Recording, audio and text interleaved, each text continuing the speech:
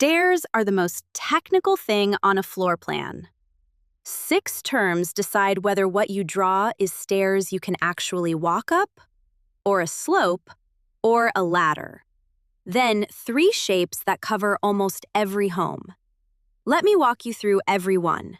This is the long version, on purpose. First, where they live. The room structure panel on the left, the stairs tile. Click it, click the floor, and a default straight run lands. From here, the inspector is where the real work happens. But before you touch the inspector, let's learn the language. Thigh, rise, the total vertical height the staircase climbs. Floor to floor, lat in the same. In a typical home, 96 to 108 inches, 8 to 9 feet. Riser, that's different. The riser is the vertical face of one step, the bit your shin would hit if you tripped. Standard residential riser, 7 to 7 3/4 inches. Comfortable, code compliant. So rise divided by riser height gives you the number of steps. 8 feet of rise divided by a 7.5-inch riser, about 13 steps.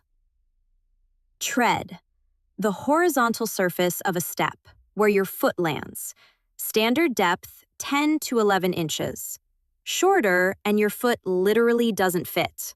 Longer, and the staircase reads like a ramp. Width, how wide the staircase is, perpendicular to the direction you climb. Residential, 36 to 40 inches. Code minimum is usually 36. Length, or run, the total horizontal distance the staircase covers. A straight residential flight typically needs 12 to 15 feet of run. And direction. Does this staircase go up from the floor you're on or down to the one below? Sounds obvious, but it matters for what's at the top and what's at the bottom when you walk it in 3D. Now, 3 shapes. Each one trades a different thing. Straight, one continuous flight, no turn. Easiest to climb, safest to descend, and the one that eats the most linear floor. Use it when you have 12 to 15 feet of run in a single line. L shape, one 90-degree turn at a landing partway up. Footprint, 2 flights at right angles with the landing in the corner. And L shape has a direction. As you climb, the turn goes either to your left or to your right. Stand at the bottom, look up. If a person climbing would turn left at the landing, that's a left-handed L. Turn right, right-handed L.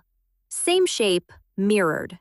Pick the orientation that matches the real staircase. U-shape, also called a switchback or a half turn.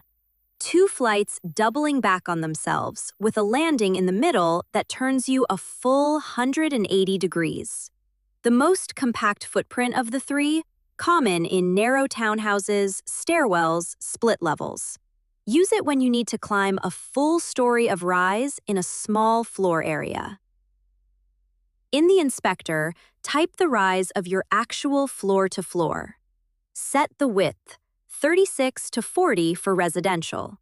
The length comes out of the standard tread depth, or you can type it directly. Pick the shape. For an L, set whether it turns left or right.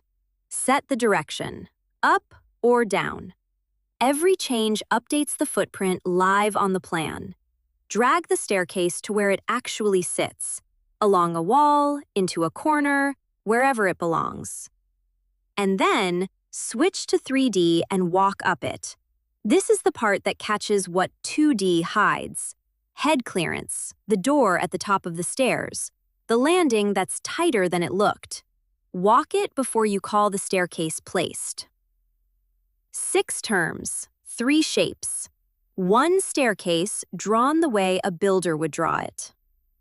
Plan your stairs to RoomSketch3D.com.